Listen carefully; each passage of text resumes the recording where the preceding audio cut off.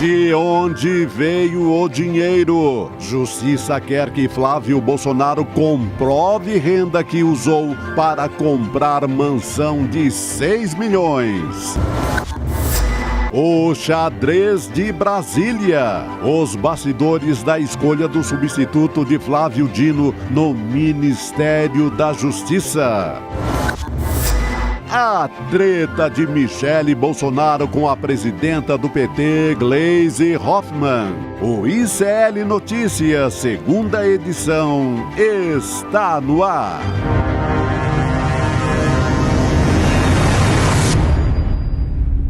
Olá, seja muito bem-vindo, seja muito bem-vinda. ICL Notícias, segunda edição, está no ar. Hoje é terça-feira, 28 de novembro de 2023. Muito boa noite para você que nos assiste agora nos canais do Instituto Conhecimento Liberta, Eduardo Moreira no YouTube.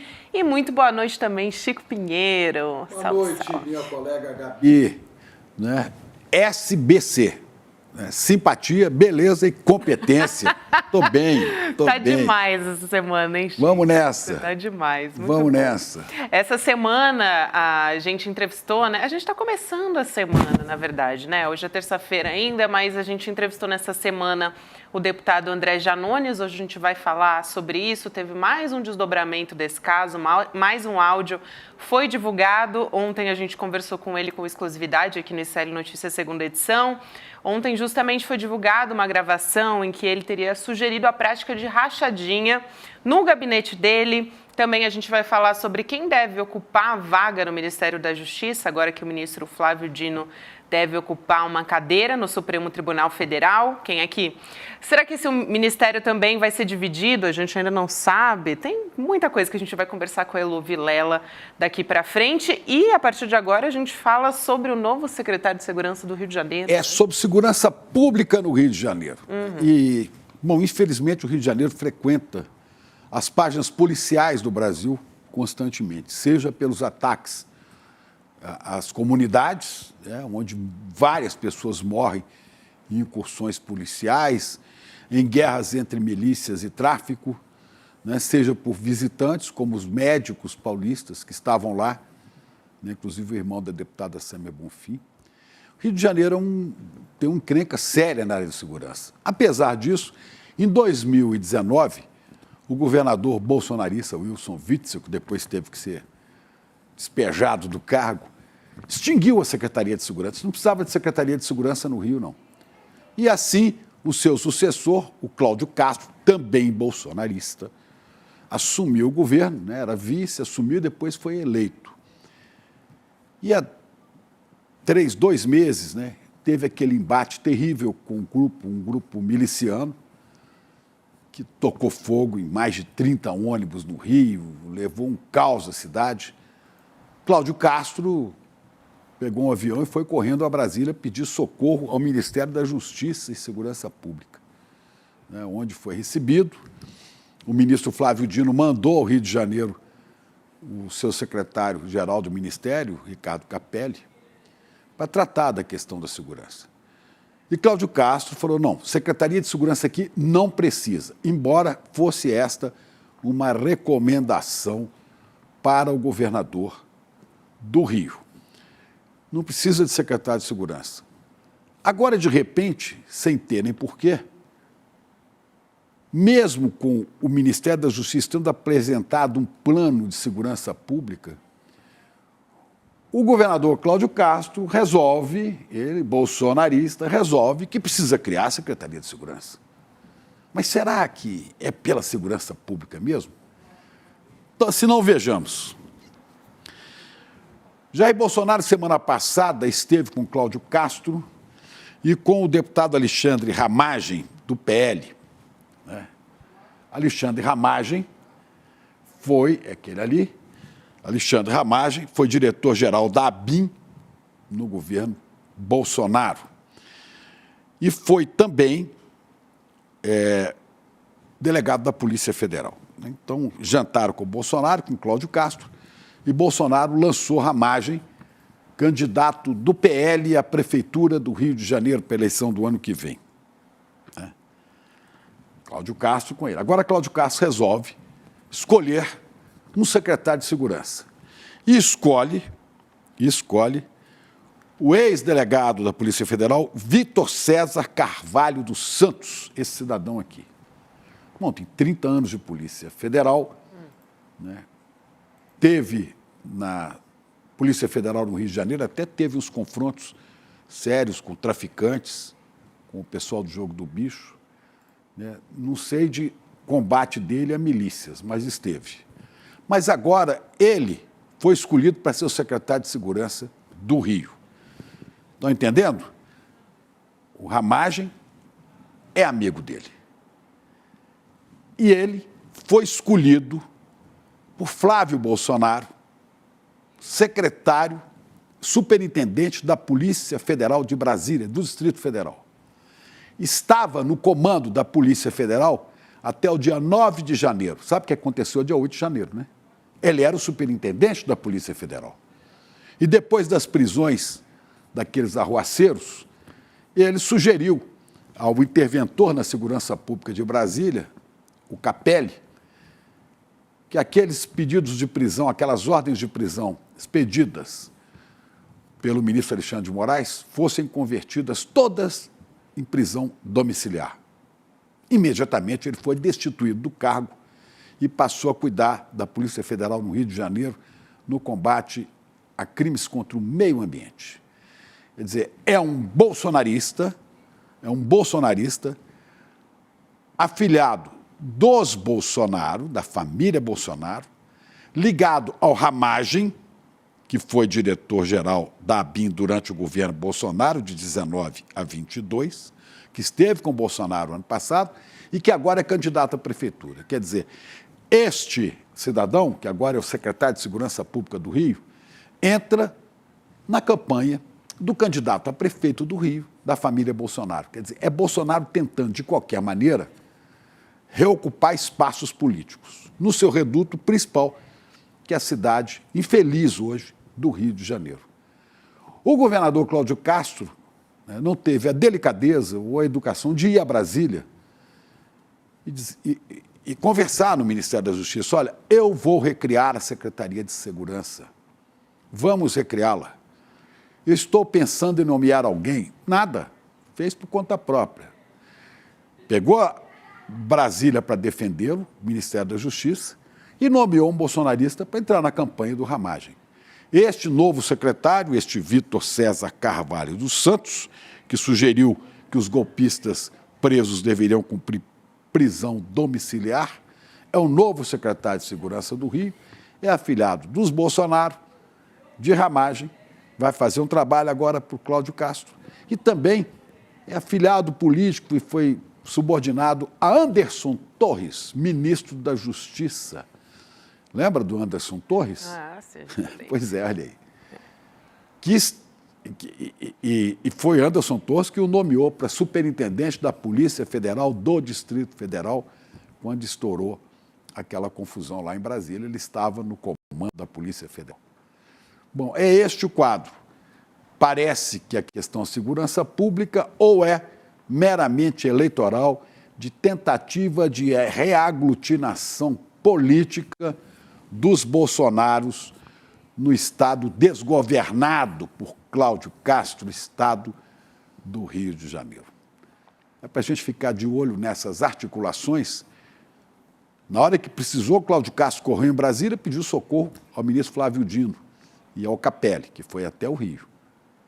Mas na hora de recriar uma secretaria que tem interesse político, ele não consultou ninguém, ele não falou com ninguém, ele simplesmente nomeou um bolsonarista que vai ser, naturalmente, cabo eleitoral do candidato de Cláudio Castro e da família Bolsonaro à Prefeitura do Rio, o senhor Alexandre Ramagem, deputado federal, pelo PL.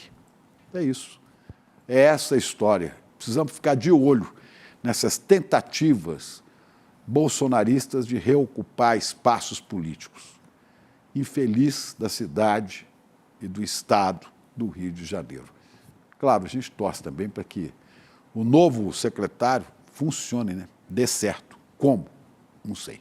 É o que a gente quer, um plano de segurança, né, Chico? O Rio de Janeiro precisa, há né? um projeto do governo federal, que o Dino falou, de um projeto, um plano nacional de segurança pública. mas foi completamente ignorado. Vamos continuar acompanhando, mas vamos ver se vai existir uma integração, porque pelo que você está falando, né, até o momento... Vai haver integração de uma campanha eleitoral. Exatamente, nada. Vamos voltar a falar das denúncias também contra o deputado André Janones. Hoje o site Metrópolis divulgou mais um áudio, dessa vez em que o Janones pediria para os seus assessores que dessem parte dos salários deles para financiar campanhas políticas, uma espécie de vaquinha. É o segundo áudio nessa semana, eu citei isso no começo do programa, porque ontem foi divulgado uma gravação, né, foi divulgada que Janones teria sugerido a prática de rachadinha dentro do gabinete dele. O deputado esteve ontem aqui, deu uma entrevista exclusiva para a gente no ICL Notícias segunda edição, negou, ele disse que não saberia dizer de quando era o áudio, quando que aconteceu, né, que estava fora de contexto, enfim. E a entrevista completa você pode, inclusive, encontrar nas nossas redes sociais, nos nossos canais do YouTube também. Vamos ouvir o áudio que saiu hoje, ele teria sido gravado em 2019. Vamos dar uma ouvida. Como nós não vamos ser corruptos, nós não vamos aceitar cargo, hoje a Jane estava falando ali, eu conversei com ela umas 2 horas, falando sobre minha história de vida, meu perfil. Ela pegou e falou que se eu manter essa postura, eles vão tentar me comprar ou com dinheiro ou com cargos em ministérios e tal. E eu falei para ela que nunca vão conseguir. Então, como a gente não vai ceder a essas coisas, e a gente precisa de dinheiro para fazer campanha, né? O que é a minha sugestão? E aí nós vamos decidir o valor entre nós, tá? Inclusive eu, isso é todos. E isso é legal, gente. Às vezes você confunde isso com aquilo que a gente vê na televisão de devolver salário.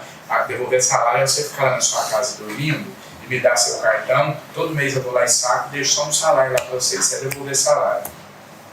2020 está aí. Eu pensei que a gente fazer uma vaquinha entre nós, aí nós vamos decidir se vai ser 50, 100, 200, se cada um dá proporcional ao salário, isso a gente decide entre nós. E a gente começar uma vaquinha já no primeiro mês de salário, para a gente poder disputar as eleições de 2020 com o básico, pelo menos. Muito justo. Bom, vamos chamar o Leandro Demore aqui pra gente, pra nossa mesa. Isso. Muito bom ter o Demore aqui com a gente. Olha lá ele. E aí, Demore? Salve, Boa parceiro, noite, querido. Salve, Demore. E aí, meus amores, tudo bem? Tudo certo? Tudo ótimo. Certo. Muito bom falar com você agora no N2, gente. Pode dar spoiler já? Que ele Pode, mais ele agora com a vai ser gente? mais frequente aqui. Eu acho isso uma maravilha. Maravilhoso. A gente está muito feliz O também. dia que estiver Muito aqui em feliz, São tô Paulo, muito- veio pro estúdio com a gente, hein? Exatamente. Estamos esperando. Boa, Ele só vem com no certeza. primeira edição, tá, Chico? Segunda edição ele não quer saber, não. É só rebote. Quando tiver aqui. Eu tava Fica aí. privilegiando a primeira. É isso aí. Agora, ô Demore, a gente tá tendo esse segundo áudio divulgado aí, né? Que ele tá falando de vaquinha, né? Ontem a gente falou sobre a gravidade do primeiro áudio, em que ele sugeria rachadinha dentro do gabinete. Na sua opinião aí, na sua avaliação, né? Você que deu uma boa estudada, ouvindo tudo o que foi divulgado pelo Metrópolis, né? Todo o conteúdo desses áudios. O que foi divulgado hoje é mais grave que o de ontem? O que você traz aí de mais relevante nessa história? Desse novo capítulo, né? Olha, Gabi, é tudo parte do mesmo, a mesma gravação, aparentemente, né? Ela foi feita em alguma reunião, a gente não sabe exatamente ainda em que contexto ela foi feita, parece uma reunião de gabinete ou pelo menos uma reunião entre assessores, amigos, futuros assessores do Janones, isso ainda está nebuloso, e aí ontem o Metrópolis trouxe um pedaço desse áudio e hoje trouxe outro pedaço, o Metrópolis publicou também o áudio na íntegra, então eu ouvi o áudio na íntegra hoje, então quem tiver curiosidade pode ouvir lá no site do Metrópolis. Eu acho esse trecho de hoje, eu falei ontem, antes de entrar no ar, no N2, com 2 advogados eleitorais, advogados muito importantes, inclusive advogados que participaram aí de causas muito, muito importantes nos últimos anos no Brasil, inclusive da inelegibilidade do Bolsonaro. Então, assim, não é qualquer pessoa, né, que eu fui me consultar ontem, e hoje também, ontem ainda, depois à noite, depois do programa, falei com o doutor Fernando Fernandes, que está sempre com a gente aqui, né, fazendo os comentários da área do direito, é um advogado que já trabalhou com direito eleitoral também, já trabalhou inclusive em casos de suspeita de rachadinha, né, defendeu pessoas nesse caso e ele me explicou algumas coisas. Então vamos lá, explicando para as pessoas, tá? Primeiro, sugestão, assistam a entrevista que nós fizemos ontem, eu, Chico e Gabi aqui com o Janones. A entrevista tá aí no canal do ICL. Assistam a entrevista e ouçam o que o Janones tem a dizer, né? A nossa opinião conta pouco nesse momento, né, Gabi? É um caso para a polícia. Falei isso ontem, inclusive, é um caso policial. Por quê? Já vou explicar. Primeiro áudio. O Janones fala que seria muito bom, importante, tal, recolher dinheiro dos assessores, que seria pego do salário que eles receberiam para pagar dívidas que o Janones tinha feito na campanha que ele concorreu à prefeitura, se não me engano, da cidade de Itaiatuba, né, em Minas Gerais. Ituiutaba, perdão, Chico. Sei que é a sua terra sagrada, então eu fiquei com medo de falar a cidade errada aqui. Estamos na cidade certa agora. Esse áudio é um áudio preocupante. Por quê? Quando um candidato assume dívidas de campanha, por exemplo, o Janones falou, eu perdi uma casa, né, dilapidei meu patrimônio, acabei com a minha poupança, vendi um carro, acabei com uma aposentadoria que eu tinha, não sei o quê. Isso é problema exclusivamente do cidadão CPF André Janones. Isso não é problema do poder público. O dinheiro público não pode ser juntado para isso, né? Há uma série de pressupostos que o Dr. Fernando Fernandes gentilmente me explicou, né? A rachadinha, ela prevê que você tem que oferecer o cargos em troca de, você todo mês vai reter o dinheiro, esse dinheiro vai parar na sua mão. Então, isso tudo a ser investigado. Se eventualmente um funcionário levantou voluntariamente e falou, Janones, eu ajudo você a pagar a sua dívida, bom, aí é problema do funcionário. O funcionário faz o que ele quiser com o salário dele, né? Agora, tudo isso a gente está no plano das ideias. Isso é um caso de polícia, para o bem do esclarecimento público, inclusive das mais de 280 mil pessoas que votaram no Janones, e isso precisa sim ser investigado, porque o áudio é indício suficiente para abrir uma investigação, não para ainda indiciá-lo, julgá-lo, pré-julgá-lo, nada disso, né? Está muito longe de ser um caso parecido com, por exemplo, do Flávio Bolsonaro. O Flávio Bolsonaro, o Queiroz pagava a escola dos filhos para o Flávio Bolsonaro, o cara tinha loja de chocolate, que é a loja de chocolates no Brasil, da franquia da Copenhagen, que mais recebeu em dinheiro vivo da história, e isso, como jornalista, para mim, acende 40 luzinhas vermelhas piscando na minha cabeça. São casos muito diferentes. Agora sim, o Janones precisa, de fato, se explicar melhor, e é preciso que tenha uma investigação em cima disso, né? O próprio Janones falou ontem, aqui, exclusivo pra gente aqui, que abre o sigilo bancário, nós perguntamos para ele, né? Então ele falou, eu abro meu sigilo bancário, telefônico, fiscal, a gente perguntou para ele se ele tem conta no exterior, ele falou que não, a gente perguntou se ele tem offshore, ele falou que não, acho que fizemos uma entrevista ontem, modéstia à parte, o trio aqui, né? Que cobrimos todo o caso, né? Esse caso inicial. O áudio de hoje, Gabi, respondendo a sua pergunta, é um áudio menos grave. Explico por quê. Segundo explicação que esses advogados me deram. Se não é 100%, é 90% dos políticos do Brasil costumam pedir para os funcionários de gabinete ajudar a financiar a próxima campanha. E atenção, isso não é ilegal, tá bom? Isso não é crime. Por quê? Isso não é uma coisa em benefício próprio que caracteriza o crime de rachadinha. A rachadinha, para as pessoas entenderem, o STF passou vários anos se debatendo se era corrupção ativa ou passiva ou se era peculato. Corrupção ativa e passiva, você tem o crime de prometer algo ou aceitar promessa. O simples fato de você prometer ou aceitar promessa é crime. No caso de peculato, não. Peculato, você precisa botar a mão no dinheiro em troca de alguma coisa. Então, o Janones falou que, mesmo ele pedindo para os funcionários, não rolou troca de dinheiro. No caso do segundo áudio, se os funcionários se juntassem de gabinete para ajudar a financiar uma campanha, eles também seriam beneficiados, porque eles também teriam o cargo deles no futuro, né? Então, se eles voluntariamente dessem um dinheiro, não, vou ajudar a pagar a campanha, e isso pela jurisprudência que nós vimos nos TJs, nos tribunais e no STF, não configuraria crime por si apenas esse movimento. Então, acho que explicando para as pessoas, mais ou menos por aí estamos, e como eu falei, para mim é um caso de polícia, isso precisa ser investigado, porque o indício, né? O indício é muito forte. O Janones falou que não recebeu, agora ele voluntariamente falou, eu abro minhas contas, então que se investigue, que se abra as contas e que se veja se o Janones recebeu um dinheiro ali para benefício próprio, isso caracterizaria, sem dúvida, peculato, é um crime e é um crime a ser punido. Demore, assim como no caso da família Bolsonaro, fala de Flávio, de Carluxo, etc., né? Sempre se eu falo, tudo é feito com dinheiro vivo. Então não adianta também muito abrir contas, né? Não adianta quebrar sigilo bancário, porque a coisa é feita com dinheiro vivo. E o que o ex-assessor diz é que é esse o caso, né? Que era ele dinheiro diz vivo. que não recebeu. Mas isso tem que ser investigado. Eu acredito... Tem isso, Chico. Claro, se ele pode não ter recebido com dinheiro vivo, mas se você vai investigar a movimentação bancária, você vai ver que o cara comprou um carro que está além das possibilidades dele, por exemplo. Então você consegue, sim, né, com a investigação bancária, chegar a alguns indícios ali. Mas se for pagar dívida de campanha, aí não. Quer dizer, eu tô fazendo aqui um trabalho de advogado do diabo contra o, Claro. contra o Janones, né? Claro. Isso precisa ser apurado, sim, né?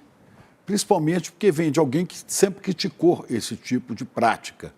E isso ensejou até, né, um vídeo debochado ontem do Queiroz, do Fabrício Queiroz, dando risada. O Fabrício Queiroz é o operador das rachadinhas da família Bolsonaro, né? É o cara que recolhia, isso ficou claro, recolhia dinheiro de funcionários para repassar à família. Nós sabemos disso. E agora ele está, vocês nos acusavam disso, agora olha aí. Então isso precisa ser apurado para ser passado a limpo.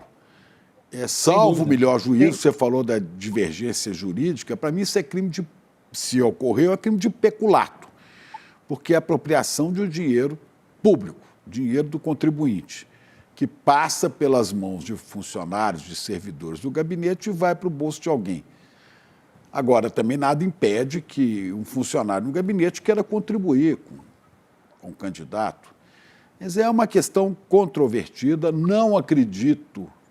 Não, olha o Queiroz aí, tem áudio? Tem áudio? Acho que a gente Será que não tem tem o o áudio Queiroz? dele ainda. Bom, até melhor não precisar ouvir a voz dele, né? Marcinha me avisa daqui a pouco se a gente tiver o vídeo com som do Queiroz, mas basicamente ele estava debochando, né? Isso, o Queiroz estava debochando do Janones, mas vamos lembrar o caso do Queiroz aqui. E, de novo, muita gente assistiu ontem, né? A gente postou nas redes sociais, né? E muita gente assistiu a nossa entrevista, achando que a gente ia passar pano pro Janones, e não é o nosso trabalho aqui, né? Nós não somos advogados do Janones. O Janones, aliás, é advogado, ele pode se defender sozinho se ele quiser e se ele desejar. É um cara acostumado ao embate público e não é aqui que ele ia ter vida fácil. Nós fizemos as perguntas ontem óbvias que qualquer jornalista, qualquer investigador faria. Agora vamos lembrar o caso do Queiroz. O Queiroz era, Chico, sabe aqueles filmes dos anos 70, que fica assim, 5 pessoas escoradas num Mustang fora do bar e de repente sai alguém e manda a pessoa fazer alguma coisa? Então, o Queiroz era dessa galera, né? O Queiroz, primeiro, era PM, né? Vários indícios que participava aí de coisas não muito corretas na PM, escritório, né? Do crime, né? Do escritório do crime, onde estavam Adriano da Nóbrega, Rony Lessa, essa galera toda de milicianos do Rio, né? Ligado à milícia. Serviu com esses caras, exatamente. E o Queiroz, basicamente, operava, né? Eu escrevi em 2016 um livro sobre um mafioso italiano que morou no Brasil, então, modéstia à parte, conheço um pouco sobre sistemas mafiosos, né?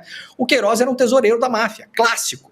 O Queiroz era o cara, a família Bolsonaro, vamos lembrar, pela brilhante investigação da jornalista Juliana Dalpiva, a família Bolsonaro, ela montou uma empresa chamada Rachadinha SA, só não tinha CNPJ, né? Todos os funcionários que passavam pelos gabinetes do Jair, depois iam pro do Flávio, depois iam pro do Carlos, depois ia pro Eduardo, depois voltava. A filha do Queiroz, a Natália, ela era personal trainer no Rio de Janeiro e ela estava lotada num cargo no gabinete do Jair Bolsonaro, quando ele era deputado federal, em Brasília. Na época, nós investigamos o ponto dela e os acessos da Câmara dos Deputados em Brasília, quando eu estava ainda como editor executivo do Intercept. Chico, sabe quantas vezes a Natália pisou em Brasília em 2 anos e meio de contrato? Nunca. Zero. Nunca. Então, assim, vamos tratar o caso do Janones como o caso do Janones. Se a gente começar a comparar com o Bolsonaro, a gente começa a complicar muito a vida das pessoas, porque realmente são coisas que, assim, o Flávio Bolsonaro teve os relatórios inteiros do COAF, né, que depois foram anulados pela justiça, né, mas não dá para desver, né? A gente não consegue desver e saber. A gente soube. Né? De saber, o Fabrício Queiroz, né? Lá na minha terra tem um ditado assim: passarinho na muda não canta, bico fechado. Mas ele achou por bem se meter nisso aí para criticar o Janones. Agora tem o áudio dele, vamos ouvir. Olha lá. Chame-os.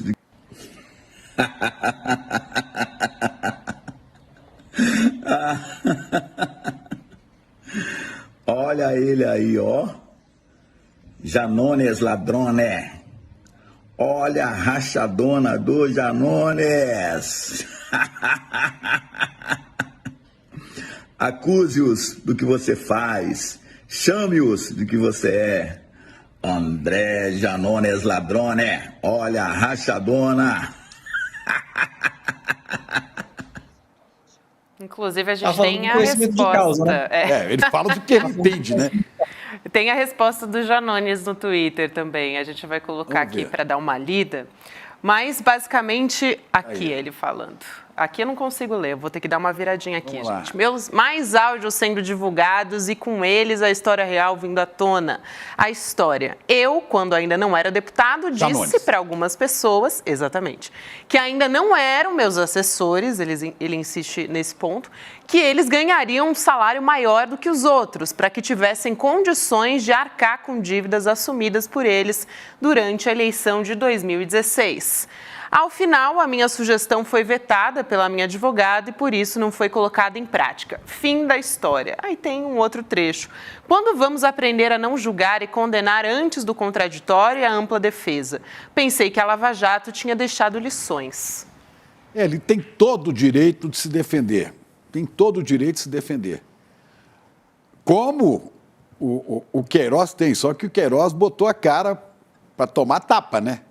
Porque a gente sabe o que ele fez no verão passado ou no governo passado, né? E pode ser que essa história dele, chegou a ser preso, seja retomada. Embora a justiça lá no Rio de Janeiro depois tenha paralisado o processo do Queiroz, que envolve também, então, a família Bolsonaro. Mas as coisas vão voltando a acontecer. O melhor do Queiroz era ter ficado caladinho, né? Ao invés de querer sair agora para acusar os outros daquilo que ele fazia. Né? E tem uma foi questão amplamente Janones, comprovado. Hein?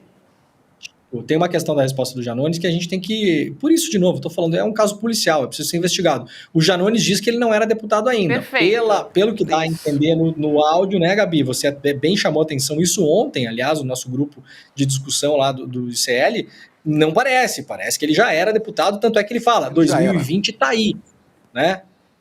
Ele já era. Então ele estaria... 2015, 2016, 2017? Não parece, né? Porque se ele não fosse deputado ainda, ele falaria no áudio dele, 2018 tá aí. Porque ele concorreria à eleição de 2018 e venceria a eleição de 2018. Mas ele fala, 2020 tá aí. Então me parece que é um áudio de 18 ou 19. Isso Inclusive, tudo a reportagem aclarado. chama atenção para isso, né? A reportagem aponta que seria um áudio de 2019. Isso é a reportagem do Ele Metrópolis, a estaria apuração falando para pessoas que já estavam escolhendo para o gabinete. Bom, tem que saber se ele estava na função de deputado, se não estava, né? Se houve algum dinheiro que entrou no bolso dele em virtude desse pedido, ele jura que não. Isso é investigação, né? Isso é investigação. E é peculado, né? Se for confirmado. Agora, eu quero lembrar o seguinte, o caso do Queiroz não pode ficar como ficou, não. Não pode mesmo. Aliás, de toda a família Bolsonaro, né? Essa história dos Bolsonaros tem que voltar à tona.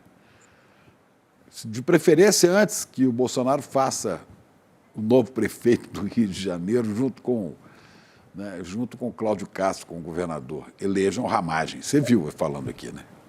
Eu vi. O plano deles era o Braga Neto, né? Agora, com o Braga Neto fora, inelegível, né? No segundo julgamento do Bolsonaro, o Braga Neto entrou no julgamento também e acabou sendo condenado, né? Agora, eu acho que dificilmente eles vão conseguir levantar a bola do Ramagem, viu, o Chico? O Ramagem, ele tem uma simpatia política de uma espada de São Jorge, né? Eu acho que dificilmente esse cara consegue coletar algum voto em algum lugar. E a última sondagem que saiu, pesquisa, mostra o Eduardo Paes, assim, 25 pontos na frente, né? Disparado, assim. Né? Então, não sei exatamente para onde vai. Agora, só para fechar o assunto do Janones, Chico, tem é um problema ético para ele, antes de ser um problema policial, né? Vai ser um problema policial quando tiver investigação, se tiver, né? Por enquanto é um problema ético para o Janones. E a ver, eu comentei até com a Gabi hoje, né? A gente estava conversando, se esse dano é um dano irreparável ou não. Sabe onde eu olharia o termômetro de como as coisas estão batendo para o público do Janones, Chico? No Facebook. Ele é gigante no Facebook, ele tem muitos seguidores, tudo que ele posta tem um impacto absurdo, né? Vamos lembrar que o Janones surgiu na política muito na esteira da Lava Jato, ele surgiu como esses novos políticos da renovação, da moralização da política, do anticorrupção e tal, chegou a elogiar o Sérgio Moro em algumas oportunidades também no passado, né, antes de aderir aí à campanha, à Frente Ampla, né, do ano passado que venceu as eleições. Então pega muito mal para quem conhece o Janones e votou nele 4 anos atrás, ou 5 ou 6 anos atrás, porque ele vem deste lugar, né, então não é um cara que vem de um outro lugar que você olha assim pro Jair Bolsonaro e pensa, bom, bom, dali de onde menos se espera é que não vem nada mesmo, né? O Flávio Bolsonaro que defendeu a legalização de milícia no Rio de Janeiro. Não é isso, né? Então, a ver como o Janones vai suportar essa pressão do próprio público dele. Eu tenho uma opinião. Eu acho que é um dano irreparável de imagem para ele, mas, ao mesmo tempo, o Janones tem tantos apoiadores, fez aí quase 300 mil votos, né? Que pode ser que ele perca apoiadores, mas nesses momentos também, Chico e Gabi, a gente sabe como as coisas são. Muita gente se fecha, como diziam os antigos romanos do Império Romano, né? Que está inclusive no hino da Itália, né? Se fecha a corte, que era aquela quando a pequena legião romana se juntava em torno de um general e ficava com os escudos, né? Então muita gente nesses momentos na política fecha mais com o candidato, né? Fica mais próximo, defende ele ainda mais. Então pode ser que ele perca um teto eleitoral aí, um teto de apoio, mas talvez a militância dele mais dura, assim, fique mais próximo dele ainda nesse momento. A ver como é que ele sai no final desse túnel. É isso, Demore. Agora, mais uma, né? O Queiroz voltando a aparecer, ele devia aproveitar e explicar uma coisa que até agora o Brasil quer saber. Foi aquele negócio de 89 mil na conta da Michelle, hein? Pois é. Micheque, é. Aquele cheque de 89 mil. Bom, mas vamos falar de... Vamos falar de coisa boa também, de treta? A gente coisa gosta boa, né? de falar de treta, né, gente? Não é só no grupo do Zap aqui da nossa firma que tem treta, não. Aqui também a gente traz treta pra... olha. O clima esquentou lá na Globo News, gente. Isso porque o Demétrio Magnoli... Era até uma foto comentarista, é muito bom. Comentarista Demétrio Magnoli disse que o Flávio Dino não tinha notório saber. Começou aí, tá? A treta. Dizendo que ele não devia ir para o Supremo, né? Para ser indicado para o Supremo Tribunal Federal. E aí o colega de bancada dele, o Gerson Camarote, discordou. E aí tem essa arte que a gente colocou aqui na tela. E a gente... É uma fotonovela, né, gente? Já que a gente não pode reproduzir o vídeo, a gente vai narrar. O Demétrio, né, que se manifesta sempre, né, à direita, anti-Lula, anti-governo, anti-PT, tudo isso que você imagina, né, o Demétrio resolveu dizer que o Flávio Dino não tem notório saber jurídico para ser ministro supremo. Agora a gente tem que narrar a treta, né? Eu não sei, eu não vi o Demétrio criticar a escolha nem do terrivelmente evangélico, o Anderson Torres, nem do Nunes Marques.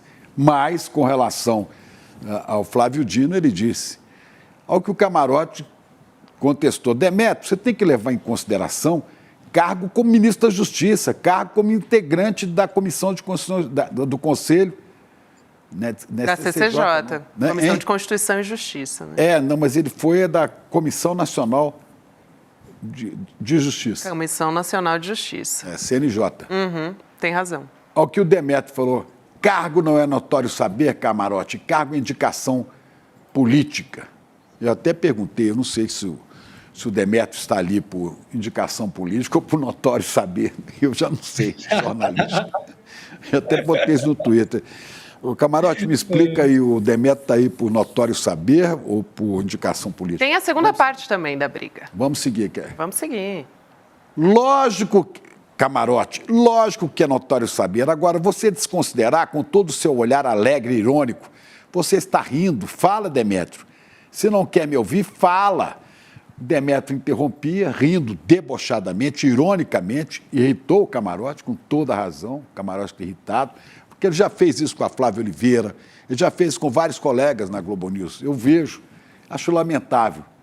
Não, rindo não. Cargo de indicação política é uma coisa, notório saber é outra. Ele tem notório saber. Vamos seguir. Tem mais? Estou apenas distinguindo o notório saber do fato de que Dino faz parte de uma coalizão partidária junto com o Lula. Camarote contesta, você está desconsiderando algo fundamental. Ele implementou o Conselho Nacional de Justiça através do mestrado dele. Você está desconsiderando alguém que foi o primeiro na prova do concurso da área jurídica mais difícil, que é a Justiça Federal. Ó, Demétrio, não foi, para ele saber, não é igual o Sérgio Moro, não. Em primeiro lugar. Ele tem sim, disse Camarote, ele, Flávio Dino, tem sim notório saber. Não é você quem vai falar. Tem ministros da Suprema Corte avaliando isso. Agora, se você tem a primazia de saber o que é e o que não é o saber jurídico, a questão acadêmica não é a única. Me desculpe, Demétrio. Ao que o Demétrio parou de rir, né? De rir, que a gente não sabia se ele estava debochando camarote do Dino ou de nós, achando que nós somos todos idiotas. Né? Pois é. Foi o barulho de ontem, agitou as redes, né? Agitou o as Twitter, redes. que agora o Twitter não é com X, né? Twitter. Dá para achar facinho, inclusive, o vídeo nas redes sociais, mas essa foi a treta, né? Agora, Demore, é um pouco demais, né? Assim, definir o que é o notório saber, dizendo que, né? Pelo amor de Deus, é até difícil. Eu até brinquei. Eu vou falar duas coisas importantes. Primeiro, faz um bom tempo que eu gostaria de ter uma direita mais sofisticada no Brasil, para ter debates mesmo, né? A gente fica nesse troço, eu vejo a Globo News de vez em quando, tem bons repórteres, bons jornalistas lá, Ótimos. mas o time de comentaristas, no geral, assim, olha, parece que o cara tá em 1997 comentando política, né? A gente tá num outro momento, a gente tá no colapso do neoliberalismo. Gente, até o Fundo Monetário Internacional falou que o neoliberalismo não funcionou. Você tem que atualizar, você tem que reler coisas, senão fica esse papo mole aí, sim, né? Em rede nacional, né, discutindo isso. Agora, eu até brinquei, o Camarote foi muito bem, né, me obrigam a elogiar o Camarote aqui, né, mas quando tem que ser elogiado, a gente elogia também. Eu até brinquei, Gabi, que o Demétrio falou que o Dino não tem notório saber jurídico, né, agora eu até brinquei no Twitter que o Demétrio tem notório insabor jornalístico, né, porque dá uma azia toda vez que eu vejo esse cidadão na televisão. Maravilhoso, gente. Ele é geógrafo, né? O Demétrio é geógrafo, pelo menos é o que consta, né? Geógrafo. Tá perdendo rumo, para ser geógrafo tá mal. Um geógrafo no jornalismo, né? Tá aí. É isso que dá. Né? É maravilhoso, gente. Realmente é incrível essa. Não, e olha, eu queria dar os parabéns também para quem resolveu fazer essa. Não é essa arte maravilhosa, né? Pelo amor de Deus, ficou incrível. Repito, não é a primeira vez que eu vejo o Demétrio debochar de colegas e ofender a quem está assistindo. Ele foi duro e foi cruel com a Flávia Oliveira, que é uma grande jornalista da TV Globo. Exato. Até minha amiga Flávia, né? E ele foi grosso. Agora foi grosso com o Camarote, só que tomou uma invertida, né? E me fez essa resposta. Ou é notório saber jurídico ou é indicação política. Eu falei, não sei qual é o motivo dele estar naquela bancada ali do jornal Em Pauta. Se é notório saber jornalístico ou se é indicação política. De qualquer maneira, nós somos infelicitados, como você, eu também me sinto, de ter que ouvir comentários desse tipo. Tem uma coisa também, Chico, que eu queria fazer até um paralelo com o que a gente faz aqui no CL, as pessoas que nos acompanham sabem, né? A gente tem um time de comentaristas aqui que é variado e a gente tem uma quantidade de convidados muito grande para o programa, né? Tem muita gente que vem falar com a gente de várias áreas do conhecimento e na Globo News, o que acontece? As pessoas são geralmente sempre as mesmas que estão ali comentando e elas ficam no ar por horas. Não tem como não falar estupidez em qualquer momento. Mesmo que a pessoa já tenha uma visão diferente de mundo do que a minha, né? No caso do Demétrio, que é a nossa. Mas assim, o cara, hoje ele está comentando sobre Israel. É super complexo o negócio. Aí, meia hora depois, está comentando sobre milícia. Aí, meia hora depois, está falando de rachadinha. Gente, é impossível. É um sistema que não funciona mais. É um sistema velho, é um sistema antigo de fazer televisão, né? Quem acompanha o CL sabe, a gente tem uma quantidade de convidados absurda todos os dias aqui. As opiniões rodam, né? E aí entra uma pessoa, depois entra outra, aí vem a Cris Serra, aí vem o Guga, aí vem o Chico Sá, aí vem o Calijon. A gente tem essa flexibilidade porque são pessoas com vários notórios saberes de várias áreas diferentes, né? Senão a gente vira tudólogo, né? E a gente vê isso na organização Globo em geral, né? Tem comentaristas ali que todo dia tá postando vídeo, o cara sabe de Israel, o cara sabe de milícia, o cara sabe de hackeamento de celular, o cara sabe de economia, de PEC da transição, de teto... Gente, por favor, vocês não sabem tudo isso, tá bom? Vocês não sabem, todo mundo vê que vocês não sabem. E aí fica no ar ali 3, 4, 5 horas por dia. É óbvio que vai acontecer momentos como esse, imagina, né? Imagina, Demore, o homem hétero branco sabe de tudo. Você está sendo injusto. Sabe tudo. Geógrafo da Terra plana?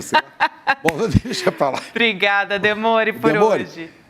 Vamos falar também da indicação você quer dar do ministro Flávio Dino. Daqui a pouco tem Elô também para trazer bastidores, mas vamos aproveitar o Demore então e ouvir os pitacos dele a respeito disso, porque a gente tem já alguns nomes sendo ventilados aí por conta da saída de Flávio Dino, né, do Ministério da Justiça. O Demore fala disso também. Claro. Né? Demore, Não, o Flávio Dino, assim, ele tem uma perda política para o governo porque ele era o principal ministro, né, desse embate, porque assim, hoje em dia principal ministro é difícil definir, tem ministro que trabalha em silêncio, o Silvio Almeida, por exemplo, é um ministro que trabalha em silêncio. Agora, o que ele está fazendo no Ministério dos Direitos Humanos, a gente vai ver resultado disso nos próximos anos, tenho certeza disso, né, já conversei com ele, tem muita coisa andando ali, mas ele é um cara que se afastou um pouco desse embate, né, que a gente vê da pós-modernidade, né, do vale tudo. O Flávio Dino, ele vai bem nisso, acho até que ele gosta disso. Ele sempre tem respostas prontas, ele não foge, ele foi chamado esse ano em comissões na Câmara, perdeu mais tempo do salário dele respondendo... Que era dos Vingadores, né? Ele é dos Vingadores. Isso. Ele perdeu mais tempo esse ano, Chico, gastando o nosso dinheiro público, respondendo idiota na Câmara, do que trabalhando. É uma lástima isso, né? Mas ele não foge do embate. Acho que o governo perde com ele, se enfraquece com isso. Agora, o STF ganha um ministro com notório saber jurídico. Flávio Dino foi o primeiro colocado num concurso para passar na magistratura, quando ele fez talvez o concurso mais difícil do Brasil, né? Aliás, no mesmo ano que passou o Sérgio Moro, que passou lá na rabeta, né? Só pra gente ter Só aqui... Deus sabe como, né? O cônjuge... Só Deus sabe como. Qualquer português dele, ninguém sabe. Eu fiquei com medo que sabe aquele meme, o cachorro comeu meu trabalho? Eu fiquei com medo que o Moro tenha comido a prova dele no meio da prova. Mas aparentemente não comeu e entregou, tudo bem. E aí, mas o Dino é um avanço, né? Tem o dissabor, claro, eu fiz muita campanha em relação a isso, porque queríamos sim que uma mulher negra tivesse ao menos sido considerada e não foi, né? Então tem esse dissabor, o Lula eventualmente pode ter chance de indicar outras pessoas no futuro. Agora, o Dino não é um homem branco clássico, é um cara de uma, como a gente pode dizer assim, de uma periferia política do Maranhão, né? É um comunista de uma periferia política também em termos de política partidária, né? Se formou no comunismo, né? Tem essa formação. Mas, mas se reafirma como cristão, e cita o evangelho toda hora, quer dizer, é um comunista cristão. Exato. Aliás, ele diz que na raiz desse comunismo está o evangelho. Isso, exatamente. A palavra de Cristo é bastante comunista, inclusive, né? Agora, o Chico, ele é um cara que se define como pardo, isso é importante também, né? No Brasil a gente tem a autodefinição de raça, e o Dino, pelo fenótipo, podemos olhar, não é o homem branco tradicional, clássico da família brasileira, herdeiro de capitania hereditária, aquela coisa toda. Então, assim, tem o dissabor de não ter sido o ideal, mas é muito diferente do André, do outro cara que o Bolsonaro indicou lá, do Nunes Marques, né? Muito diferente do geral que temos ali. E é um grande ganho para o nosso STF, porque qual que é a expectativa agora? Que o Dino, pela formação dele, política, história, pela história de vida dele, o Dino tem uma história de vida também muito pesada, né? Perdeu um filho numa emergência médica, foi uma questão hospitalar mesmo, teve uma questão de atendimento que não funcionou e tal. Então, a expectativa é que ele olhe mais para essas causas também, né? Porque o STF de todo modo, no fim das contas, para fechar o raciocínio aqui, quando a gente fala da luta entre o capital e o povo, é um tribunal que defende o capital, né? Vai lá o Zanin e dá ganho de causa pro iFood, no não sei o quê, pro Rappi, pro não sei o quê. E o Zanin é um exemplo que chegou agora. A gente pegar os estudos que são feitos em relação ao STF, em relação a causas trabalhistas, por exemplo, o patrão quase sempre leva, as multinacionais quase sempre levam, o capital quase sempre leva, né? Esse capital que esmaga o povo brasileiro. Então há uma expectativa, não foi o ideal que muitos movimentos queriam, mas há uma expectativa que o Dino chegue no STF com uma outra cabeça e consiga julgar esses fatos também, com uma outra cabeça muito mais próxima, com os pés do chão, do que muitos magistrados no STF estão. A única coisa que eu lamento é que eu queria no STF, né, se fosse alguém que está no Ministério, eu queria o Silvio Almeida, que tem notório saber jurídico, né, e que é uma figura extraordinária, é um jurista extraordinário. Intelectual também. E a gente deixaria o Dino cuidar da pasta da justiça, que é importantíssima, né? Vamos ver o que vai acontecer lá. Esse assunto para a gente tratar agora com a Elô Vilela. Obrigado, Demore. Obrigada, Demore. Volta que a gente gosta. Aí. Beijo. Até mais. Beijos. Eu adorei. Toda segunda e terça-feira estarei aí, hein? Isso aí. Que bom. Aí, o spoiler veio aí, gente. Se preparem. Vai ter Demore toda semana aqui no Uni2. Muito bom, querido. Beijo. Até semana que vem, né? Então. Tchau, gente. Beijo. Beijo.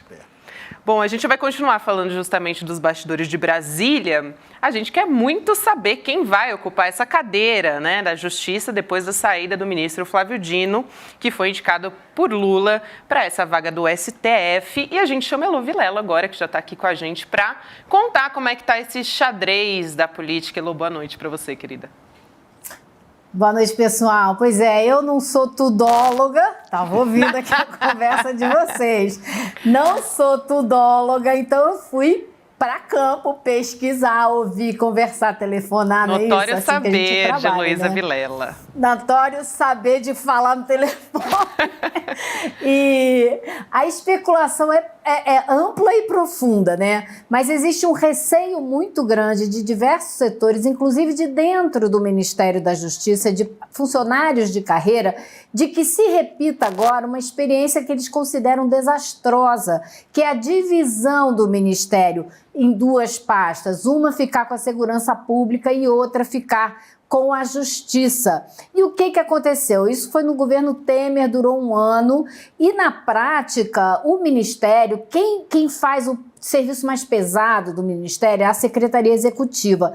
Não existe, me disseram, condição de criar 2 secretarias executivas. É muita gente, é uma divisão de trabalho muito grande, e na época do Temer, quando houve essa divisão, ficou então uma secretaria de uma pasta servindo aos 2. Então foi ainda uma sobrecarga muito maior. E aí não tem muita eficiência o trabalho de nenhum dos 2 ministérios. E mais, o Dino já disse que pelo menos durante esse período todo que ele já está no Ministério, quase 1 ano, 90% do tempo dele foi ocupado com a segurança pública e apenas 10% com a Justiça, coisa que ele esperava se envolver um pouco mais a partir do ano que vem. Agora, se a gente sabe que tem esse peso todo a segurança pública e não a Justiça, para que você vai dar o Ministério da Justiça sozinho, que vai ficar algo muito pequeno, muito mais fraco? Para o Lewandowski, como se falou, me disseram hoje, é muito pouco para uma pessoa do peso dele.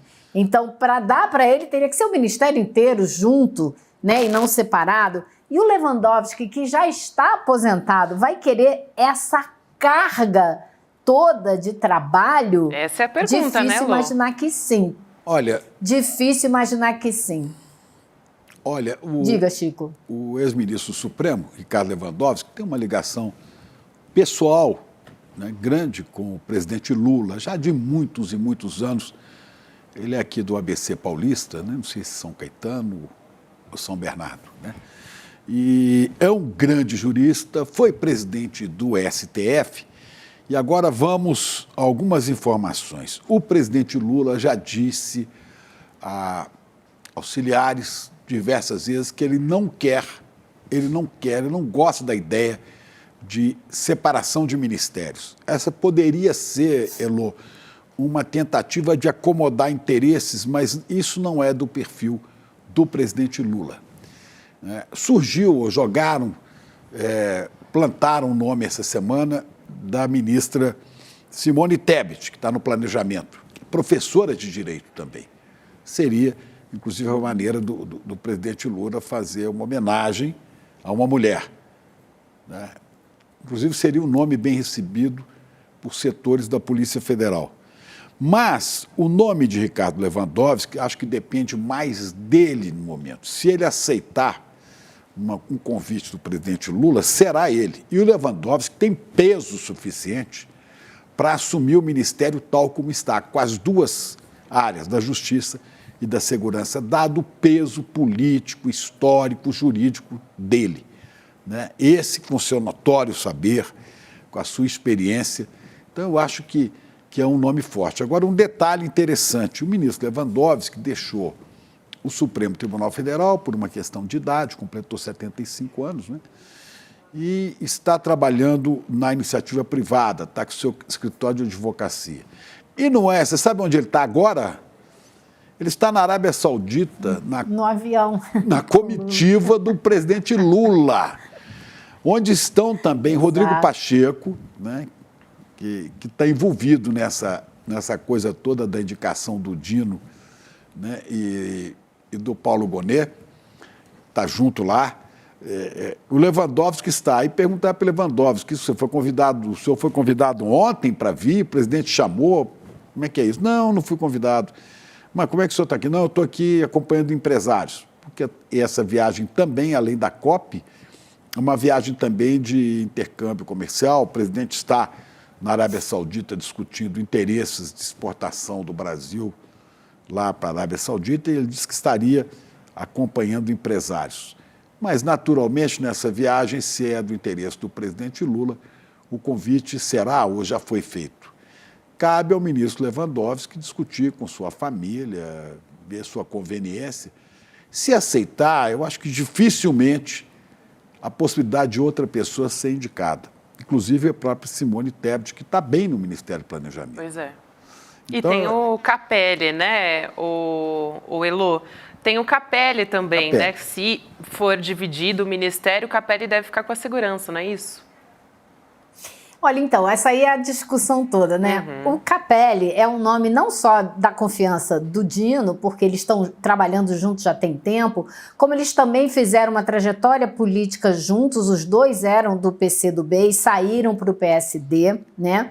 Esse ministério virou uma cota, assim, do PSD, que espera não perder, então manter o Capelli seria uma maneira do partido manter um pé firme ali na esplanada. E também, aparentemente, o partido tem planos para o Capelli. Gostaria de lançar o Capelli a candidato ao governo do Distrito Federal. Então, seria uma oportunidade dele aparecer mais. Ele já trabalhou um bocado por causa do 8 de janeiro, foi interventor no Distrito Federal, depois ficou ali interinamente no GSI. E aí estava muito à frente dessa operação de GLO no Rio de Janeiro, né, de colaboração ali do governo federal, das forças federais com a segurança pública no Rio, ou seja, existe todo um trabalho sendo feito com o nome dele também, não há a menor dúvida, ainda mais ele sendo o braço direito do Flávio Dino. Agora, é difícil imaginar que ele assumiria o ministério inteiro se ele continuasse junto. E é claro que a gente sabe que o Lewandowski é o nome do coração do Lula, como todo mundo está dizendo, né? É a escolha primeira do Lula. Sim. Mas a gente não sabe se ele vai fazer o convite, se ele sentir que o Lewandowski vai dizer que não, talvez ele nem faça o convite. Se poupar, e converse muito mais. E converse muito mais para ouvir ideias, né? Alô. Ele pode se aconselhar muito com o Lewandowski, inclusive, mas eu só diria uma coisa, Chico, vai ser preciso um nome de muito peso, de muito respeito, que não passe necessariamente por uma cota partidária, porque não só ocupar a cadeira que o Dino ocupou não vai ser fácil, porque ele vinha fazendo um trabalho muito bem visto, né, dentro e fora do ministério, como também é uma área essencial para esse governo se ele quiser chegar a fazer um próximo candidato, porque a segurança pública é o grande nó do nosso país. Por ali não só passa a desigualdade, o racismo, as injustiças, como passa o discurso da extrema-direita, que usa justamente os índices de violência, né, a criminalidade e etc., para fazer o seu discurso do bandido bom é bandido morto, dizer que precisa de mais arma, tudo que a gente viu no governo Bolsonaro. Então, se não houver uma mudança visível nessa área, a gente dá argumento, o governo do Lula dá argumento para a extrema-direita continuar nessa toada. Pois é, agora tem uma outra questão que entra nessa escolha, que é o PT. O PT não conseguiu fazer o seu nome para a Procuradoria-Geral da República, que seria o Messias, né? O Bessias, como dizia Dilma. O Bessias, né? Bessias. Foi o Gonê. Né? Para o Supremo vai o Dino, que não é do PT. E agora, para o lugar do Dino, o PT quer emplacar alguém, mas há um nome aí da Simone Tebet, que não é do PT. O Capelli também não é do PT, do PSB. O Capelli teve um belíssimo desempenho na função da Secretaria do Ministério, inclusive como interventor naquele momento crítico para a democracia brasileira, que foi o pós-8 de janeiro.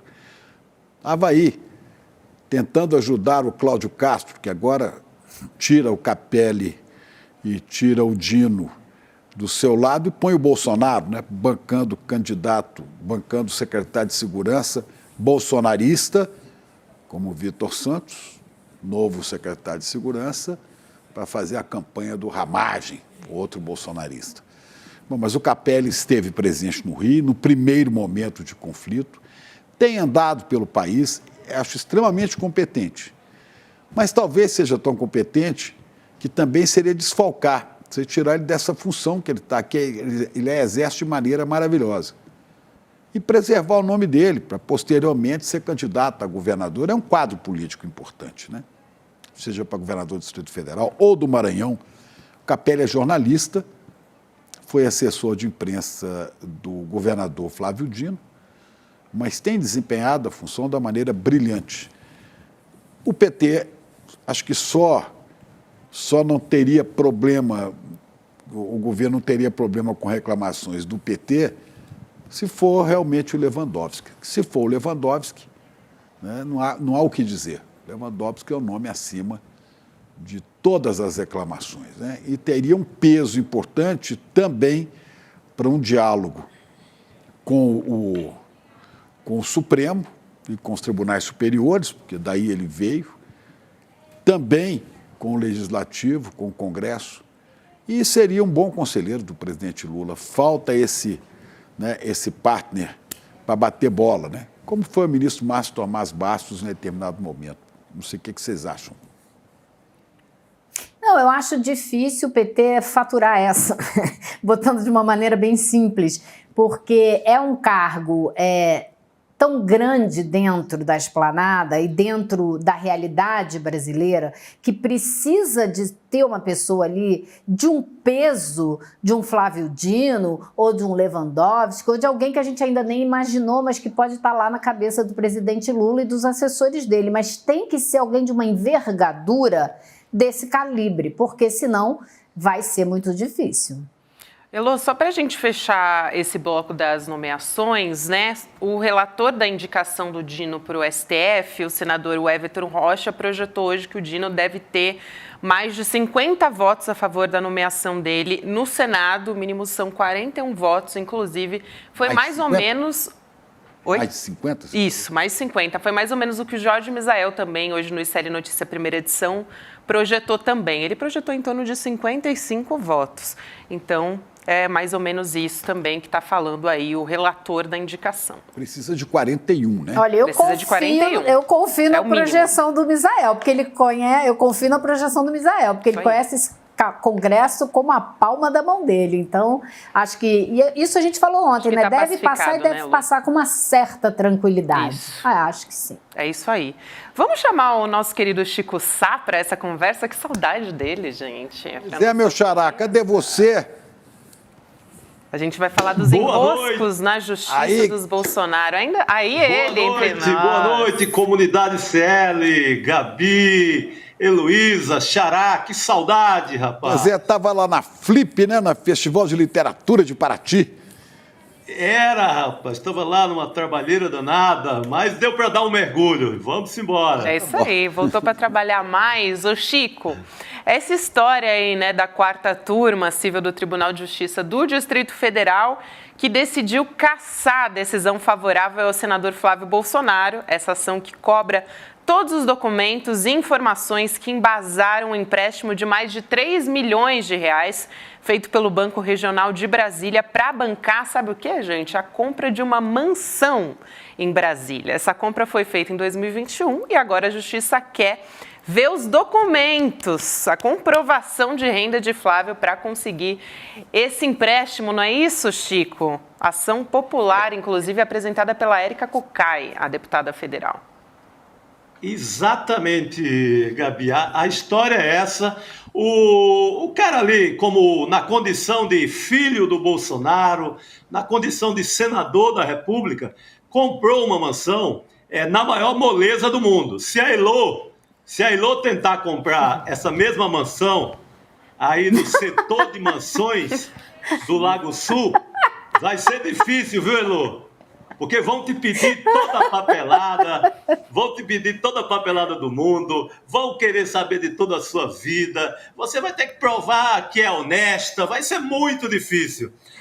E vai ter que ter o din-din, né? Essa é a parte mais importante, Olha, né, Lô? Ô, Chico, e não é... honesta... E não são 6 milhões, claro não, hein? que você é. Agora eu quero ver, provar de onde veio o dinheiro, se você tem essa grana toda. Peraí. E, Chico, o Flávio não precisou provar nada. Bom, mas tem mais. Ele disse que comprou essa casa por 6 milhões. As imobiliárias de Brasília, bota a imagem da casa aí. As imobiliárias de Brasília dizem que essa casa vale, no mínimo, foi feito um levantamento lá, no mínimo, preço baixo para comprar barato, 15 milhões. Ele disse que comprou por 6. Pagou uma parte. Exatamente, Chico. Pagou uma parte de dinheiro vivo, né? Tá bom. Exatamente. Chico, o nosso Eduardo Moreira, e eu estava numa edição, nessa edição da manhã, no ICL1, a gente fez ali por telefone uma consulta em imobiliárias e corretores, em quem entende de compra de imóveis em Brasília. Isso não sairia por menos de 15, 16 milhões. É uma área, essa área, o metro quadrado custa ali, brincando, não sai abaixo dos 15 mil reais. Essa casa tem mais de 1.100 metros quadrados. Então, não teria como ele comprar por essa bagatela. E ele comprou, né? E aí é que a ação popular quer saber, viu, Chico? Ele teria que mostrar, segundo o próprio banco, o banco que é o Banco de Brasília, o BRB. E esse, como é um banco de economia mista, um banco que envolve dinheiro público, e isso é o que faz a deputada Érica e a Justiça para saber, poxa, como é que esse cara, por ser filho de Bolsonaro, teve essa moleza aqui? Para ele comprar essa mansão, pegar a metade desse dinheiro, os 3 milhões de empréstimo, ele teria que demonstrar uma renda de, no mínimo, 46,8 mil reais. Ele ganha, líquido, como senador, 24 mil. Junta mais o salário que também não conseguiram comprovar, uma renda da mulher dele que seria de 12 mil e teria ali 36 mil. Mesmo assim, estaria faltando um dinheiro para mostrar que ele teria condições de pegar esse empréstimo. Ou seja, nenhum ser humano normal, dentro da normalidade, mesmo que tenha um bom dinheiro, conseguiria essa moleza que ele conseguiu. Praticamente não teve que comprovar nada, comprou ali como se encontrasse o gerente na esquina, passa lá que eu te dou essa dinheirama toda de empréstimo, você não precisa, vai pagando aí como você puder. Assim, é um negócio imoral. A facilidade que ele teve nesse empréstimo é imoral. Ninguém conseguiria essa facilidade em Brasília. Mas, claro, o pai estava na cadeira de presidente, todo poderoso, ele conseguia o que ele quisesse em Brasília. Que maledicência, também tinha uma grande loja de chocolate. Eu estava pensando nisso, acho que vender chocolate dá muito certo, né, gente? Perdão, Chico, eu esqueci a loja de chocolate. Pois olha aí. Isso aí é a mina de ouro, Chico. Você tiver uma lojinha de chocolate, você compra mansões. Eu voltei muito maldoso, Chico. É isso, é verdade, gente. Ele alega também, viu, Elô, que não, eu tenho essa diferença do dinheiro, eu cubro com meus ganhos na minha banca de advocacia. Opa. Você já ouviu falar, Elô, que o Flávio Bolsonaro tem um grande escritório de advocacia em Brasília? Eu nunca ouvi falar isso. Vamos perguntar para o Demétrio Maioli. Nem banca de advocacia, nem banca de jornal. Nunca vi ele fazer nada nessa área. Vamos perguntar ao Demetrio Magnoli se o Flávio Bolsonaro tem ou não tem notório saber jurídico. Deve ter. Esse aí ele vai atestar, viu? Vai atestar, certificar. Para esse aí ele não tem dúvida, viu, Chico? Certamente tem o notório saber empresarial. Eu sei que é um baita negócio sem explicação. Ainda bem que o Tribunal de Justiça do Distrito Federal conseguiu reabrir esse caso. Agora o pai não está mais na cadeira de presidente. Tomara que a Justiça tenha coragem de tocar essa pauta, de investigar, de ir a fundo. Tomara também que o Ministério Público, na hora H, não dê para trás, porque vai saber. Covarde. Exatamente. Então, o país precisa saber, o negócio é muito dinheiro, sabe? É muito dinheiro. E essa família já comprou muita coisa na base do dinheiro vivo, mal explicado, para dizer o mínimo. É uma turma que nunca conseguiu explicar a origem do patrimônio, a origem do dinheiro, sabe? É a turma do Queiroz. Agora há pouco eu vi o Queiroz aqui, na maior cara de pau, tirando onda do Janones. Pô! Logo você, né, Queiroz? Pô, pelo amor de Deus, seu Queiroz. Para com isso, seu Queiroz. Então, olha só, olha a cara do sujeito. Cara de pau! Mas a gente tá dando muita moleza, Chico, a esse povo todo, viu? Não vejo ninguém ir pra cadeia, ninguém é sequer indiciado. Parece que descuidaram de vez, vão deixar essa gente passear e não pagar por nada do que cometeu nesse país. Tá a maior moleza, tá parecendo uma impunidade sem fim, sabe? Não estou gostando nada disso que eu estou vendo no cenário jurídico em relação a essa família, viu? O Chico, hoje me ocorreu... Em relação a essa família, em relação aos organizadores e financiadores do golpe do dia 8, né? Essa turma toda aí ainda está dando sopa por aí. Exatamente, Lu. Só a turma da quebradeira lá no Planalto e no Congresso e no STF que pegou cana, né? Esse povo todo aí que mandou e desmandou, até agora nada. Acorda a justiça. Ô Chico, hoje me ocorreu uma coisa que talvez faça sentido, né? Há uma investigação da Polícia Federal que tem os celulares dos Bolsonaros, daquele advogado que escondeu o Queiroz. Eu vivo me esquecendo o nome dele. O Assef. O Frederico Assef. Isso. Há vários... A celular do Anderson Torres... Não, o Anderson Torres perdeu o celular, né? Mas há vários outros. Risada de Elô, das melhores coisas. Você ganha da risada da Ana Maria Braga. Sua risada é sensacional. Né? Mas acontece o seguinte: a Polícia Federal está com um monte de troços sendo investigados, né? Tem um monte de documento. Só que para ela apresentar essa investigação ao Supremo, o caminho mais natural é que ela leve isso ao Ministério Público e o Procurador-Geral da República ofereça a denúncia e o pedido de processo contra os bolsomínios, a família, os Bolsonaro e seus asseclas. Bom, o Procurador-Geral da República era Augusto Aras. Sabe quando que ele ia abrir isso? Nesse processo não seria aberto nunca. E o poder do Procurador-Geral é enorme. Então, agora, com a indicação do Paulo Gonet, né, e ele sendo aprovado no Senado, eu acredito que logo no começo de janeiro, esses processos vão caminhar. O que vocês acham? Eu gosto da sua esperança, viu, Chico? Gostei da sua esperança, mas eu não... Por quê? Não é só esperança, não. Sabe por que eu digo isso? Que não é? O Gonet, pessoalmente, assinou embaixo de dois processos para tornar o Bolsonaro inelegível. Ele não é exatamente um apoiador surdo e cego do Bolsonaro. Não é bem isso. Ele é um ultraconservador, isso sim. Dos costumes. Mas ele é um punitivista também. O que não é legal, mas Mas Então pode ser que ele sim encaminhe. Boa, não, bem lembrado, Elu. Não tem uma decisão dele diretamente ligada à família Bolsonaro favorecendo ninguém.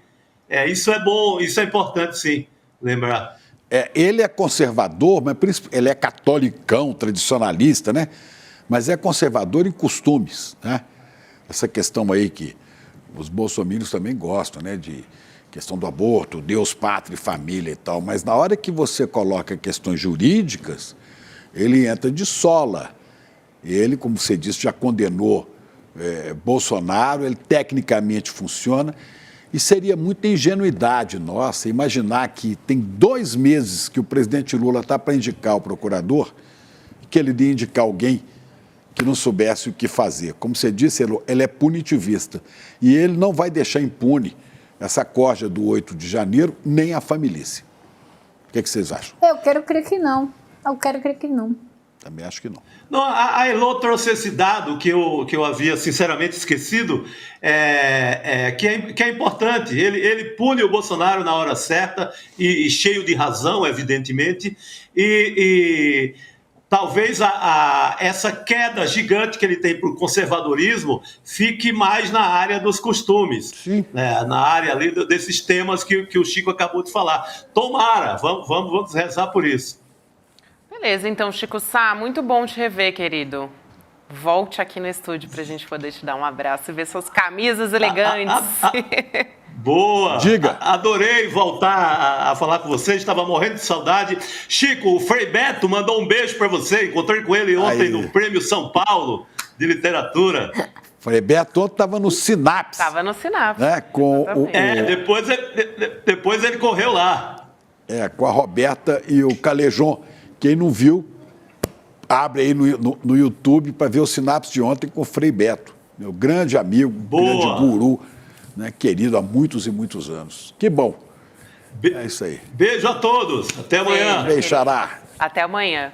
A gente continua por aqui falando ainda sobre Brasília. Elô continua com a gente? O Elô continua com a gente, Aí, mas Elô. a gente vai falar... continuar falando dos Bolsonaros, porque tá rolando uma outra treta. Hoje a gente tá falando bastante de treta, né, gente? Mas nas redes sociais, entre a Michelle Bolsonaro e a presidente do PT, Gleisi Hoffmann, gente. Tudo começou, né, vamos lá, no domingo, quando a Michelle criticou o presidente Lula e também o ministro dos Direitos Humanos, Silvio Almeida. A Gleisi postou o seguinte no Twitter, depois. Brigar com Gleisi, ela vai te levar a pior. Michelle e Bolsonaro são o casal mais cara de pau do planeta. Ela criticando o governo, ela está dizendo, né, o presidente Lula também, a Janja, né? É ridículo. Quem é ela para falar? Usa a fé para enganar as pessoas e se fazer politicamente. Passeou no exterior com um maquiador a tiracolo. Está envolvida no contrabando de joias do Estado, fora os rolos do Queiroz, que a gente, inclusive, estava falando agora há pouco, né? Me cheque. Tem um cheque de 89 mil que até hoje ninguém sabe por que Essa foi a primeira parte da treta. Daí vem Michelle Bolsonaro e responde... O que teria levado a pessoa conhecida como amante, aí já baixou o nível, né, totalmente, codinome na lista da Odebrecht, a gratuitamente fazer ataques tão vorazes a mim e à minha fé? Seria inveja do sucesso do PL Mulher? Desculpa. A Michelle falar de diamante também interessante. Seria inveja do sucesso do PL Mulher e o resultado das pesquisas no Paraná? 2. Seria para desviar a atenção do povo para o fato de que o atual presidente, a viajante, que ela fez um trocadilho ali com viajante e Janja, turistarão mais uma vez nessa semana. Ai, gente, vamos chamar o Guga para essa conversa, porque, olha, é inacreditável, assim. Fogo no parquinho, Guga! Olha, barraco, hein, gente? Barraco. Boa noite aí, meus queridos. Boa noite, essa audiência maravilhosa. Pois é, barraco. Você tá vendo que a Michelle Bolsonaro tá tentando se transformar, de fato, no Jair Bolsonaro de saias. Ela segue caminhando para fazer mais ou menos aquele estilo que o Jair Bolsonaro faz, de tentar lacrar nas redes sociais, de ser uma pessoa muito ofensiva, que agride, que ataca, que faz um discurso que é um discurso de ódio, que tem como pano de fundo o discurso de ódio. Aí ela ontem já tinha atacado a linguagem neutra, já tinha atacado quem opta pelo aborto, agora ela vai lá e chama a Glaze de amante, ou seja, ela está baixando o nível, ela está chegando ao nível do maridão dela, ela está querendo de fato incorporar o estilo Bolsonaro, porque ela não sabe fazer nada além disso. Pensa, essa gente que surfou na onda do bolsonarismo e foi eleito na sombra dele, todos seguem essa receita, é Nicolas, é Geyer, é qualquer um, são todos medíocres demais para tentar entrar num discurso que você tenha que trazer dados, que tem de fato a política. Não tem isso, é só esse tipo de ataque, de lacração na internet, que é assim que eles ganham terreno. E isso não deixa de antecipar um pouco uma disputa que pode acontecer pela cadeira do Sérgio Moro, que pode ser cassado e ficar a vaga, e aí sim, tanto a Michelle quanto a Glaze disputarão essa cadeira de senador. Então está antecipando também uma disputa política entre elas. Peraí, mas a Michelle sairia candidata pelo Paraná? Pelo Paraná. O problema é eles, então, tem essa questão da residência, né, do domicílio eleitoral, que eles estão tentando dar um jeito. Não sei se já alugaram alguma coisa lá para dizer que ela tem domicílio lá, mas enfim, isso aí os políticos sempre tem sempre muitas brechas para você conseguir colocar um outro estado, não aquele que você nasceu, ou que você de fato vive, como domicílio eleitoral. E a intenção dela quem sabe, pegar a cadeira assim, de Sérgio Moro, ou disputar o Senado aqui no Distrito Federal, aqui em Brasília. Ela é daí, outra né? Opção. Eu estou vendo aqui lá da Ceilândia. Nasceu ela é de Ceilândia, cidade satélite. 41 anos, ela está com 41, nasceu em Ceilândia, Distrito Federal. Agora é interessante isso, né? Porque o discurso dela mudou bastante, né, Guga, né? Elô também. Porque antes ela estava negando, a assessoria dela estava negando que ela pudesse concorrer ao Paraná, e depois já mudou bastante. Ela está sendo cotada para a vaga de Moro, como disse o Guga, inclusive deve ir para o Paraná em dezembro. Isso é uma reportagem do Igor Gadelha, do Metrópolis, que foi publicada também agora em novembro. Então, parece que ela postando nas redes sociais, inclusive usando para provocar a Glaze Hoffmann, né? Olha só os resultados de pesquisas no Paraná. Então, já está mudando bastante o discurso, né, Lu? Pois é, e eu acho que ela está cada vez mais agressiva, cada vez mais se desenvolvendo como candidata mesmo. Me parece que o Bolsonaro não gostava nada dessa história no começo, ele sempre olhava para ela com aquela cara de que, o que a minha mulher está fazendo aí, sou eu que tenho que estar aí, é a impressão que eu tenho. E agora que ele está inelegível, parece que essa foi a sorte dela, para a carreira política dela, né, Guga? Porque se não fosse isso, ele não ia deixar ela ficar ofuscando a carreira dele, não? O Bolsonaro vai querer que aquela que carrega os votos da família é uma mulher. O Bolsonaro agora vai ter como principal nome, pode isso acontecer, uma mulher. Imagina, para o bolsonarismo, aquele que dizia que a única filha foi fruto de uma fraquejada, até agora como o maior nome da família, uma pessoa que não é por sangue e que é mulher, porque não é uma bolsonarista que nasceu de fato com sangue Bolsonaro. E a gente sabe que a relação dele com as ex é muito ruim. Teve uma que se mudou para a Noruega, a mãe do 04, dizendo que estava sendo ameaçada de morte pelo Bolsonaro e ficou exilada um tempo lá. A outra, a Rogéria, a mãe do 01, 02, 03, ela concorreu contra o próprio filho, colocou o Carluxo para disputar a vaga de vereador e não deixá-la se eleger. E ela não foi eleita. Então a relação dele é muito ruim com as ex. E a gente não sabe se essa relação com Michelle será para sempre. Então, Bolsonaro de fato não queria, porém, como está inelegível e os filhos também sofrem uma rejeição que a Michelle não sofre, e é bom para ele ter mais um nome, para ele, de alguma maneira, tá ainda sendo relevante na política, ele está topando a Michelle. Tá, só uma questão aqui. Você já pensou, eu não sei até porquê, se vocês souberem me digam, porque é que até agora o Sérgio Moro continua sentado na cadeira de senador, porque o Tribunal Regional Eleitoral do Paraná, né, iria julgar esse mês o processo que toma o mandato dele E aí Michele quer disputar junto com Gleisi. E ela já deu o mote. Ela quer falar da Gleisi, chamando a Gleisi de amante. Você já pensou se nessa disputa entra a ex-mulher do Valdemar da Costa Neto? Vocês lembram o que ela andou falando? Isso aí vai virar uma fofocada, um barraco, nós não vamos ter tempo para mais nada. Uma delícia. Hein? A ex-mulher do Valdemar contando Michele e tal. Nossa. A gente ia ter que abrir um programa só ICL treta. Pois é. ICT. Pois é. Instituto de Conhecimento de Treta. ICT.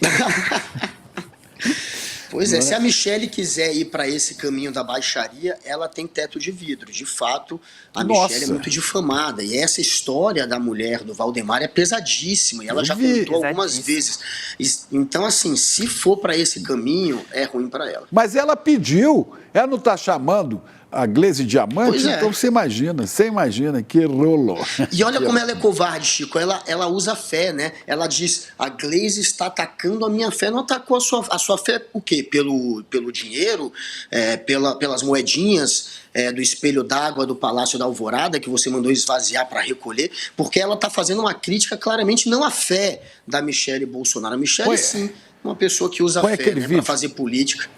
Põe aquele vídeo dela agora mesmo ali, aquele vídeo de quando foi indicado o ministro, o ministro do Supremo, como é que chama? Fazendo jabá. André Mendonça. Aí, ela incorporando, cadê? Olha lá, ela incorporou, falou umas coisas esquisitas lá, e ela incorporou. Você imaginou isso em campanha? Vai ser muito divertido. Né? Ai, gente, calma que é perigoso mais do que... eu Chico, também tô com a Elô. Isso, é muito mais perigoso do que divertido. Não, mas eu vou me Porque ela não tá de brincadeira, ela é super ambiciosa, né? Ela vai com tudo e ela conseguiu construir uma imagem para trazer o voto feminino conservador. Então ela é muito perigosa. Exatamente, Elô. Mas olha, vamos trazer aqui uma pauta da guerra também, antes da gente trazer atualizações e tudo mais, porque a Embaixada de Israel no Brasil e o Stand With Us Brasil, a gente tem falado sobre essa história, vão promover uma campanha em Brasília, mostrando fotos de crianças e jovens também, que foram feitas reféns pelo Hamas, e as imagens vão circular por 30 dias em 30 ônibus da capital. Cadê as imagens aqui dos ônibus? Como é que devem ilustrar esses coletivos lá por Brasília? Olha aí. Sequestrados pelo Hamas. E aí mostrando as imagens, né, de cada um dos reféns. Agora, gente, é muito grave isso, né? Elô? Olha, vamos falar quem é o Stand With Us, né? O Stand With Us é um grupo, de fato, é um grupo de lobby que existe com base na Califórnia, em Los Angeles, e que se instalou no Brasil em 2018. Vocês lembram o que aconteceu em 2018, né? Teve uma eleição presidencial, a gente lembra quem ganhou. Então foi justamente nesse ano que eles se instalaram aqui. E estão trabalhando juntos com a Embaixada de Israel, que é aquele embaixador que a gente sabe, que fica se imiscuindo nos assuntos políticos internos do Brasil, o que ele não tinha o direito de fazer, se juntou com essa organização aí, que tem muito dinheiro, para fazer uma campanha, dizem eles, de conscientização da sociedade brasileira a respeito da situação dos reféns que estão sob os cuidados do Hamas, né? Agora, eles se dizem uma instituição educacional sem fins lucrativos, que está ensinando ao mundo as coisas de Israel e do Oriente Médio.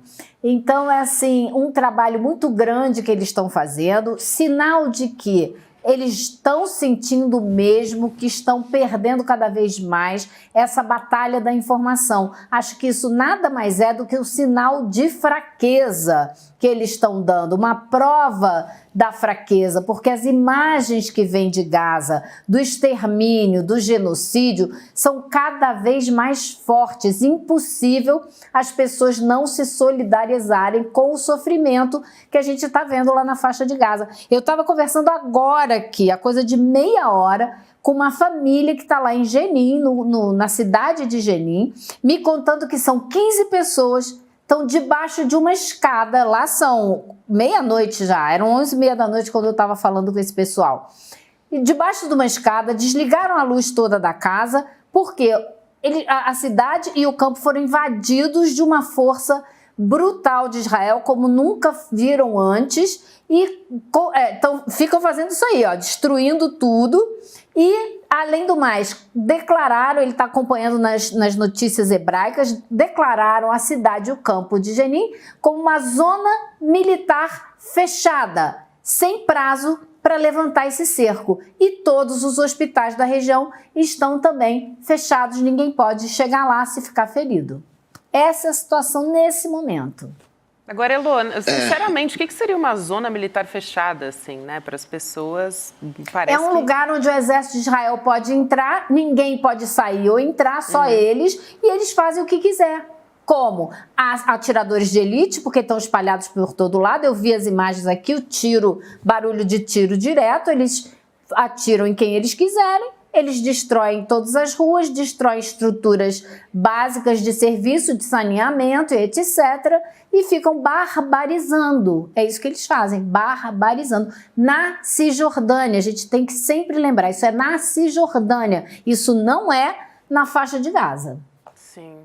Guga, também quero te ouvir a respeito dessas propagandas, né, que estão sendo colocadas nos ônibus aí em Brasília. Acho que a questão é tentar entender de fato quem é, né, esse grupo que está organizando essa campanha. E como a Elô já explicou, de fato eles fazem um lobby pró-Israel e dizem que combatem o antissemitismo, mas eles são muito enviesados. Eles têm um viés político que é claramente mais ligado àquele sionismo de direita, aquele sionismo que está alinhado a esse governo do Benjamin Netanyahu. Eles são muito influentes, de fato. Eles já fizeram, inclusive aqui no Brasil, trabalhos com juízes, uma parceria com magistrados aqui do Brasil para ensinar, para passar informação e explicar o que é sionismo e isso de alguma maneira influenciar na atividade do juiz, na hora de estar ali atuando. Então, eles também têm trabalhos com escolas. Basicamente, nos Estados Unidos, a força deles é um trabalho que ele tem junto aos campos universitários. E aí eles levam informações que são muitas vezes polêmicas, que não são checadas e que têm um viés claramente mais à direita. A pessoa que fundou, né, esse grupo é a Royce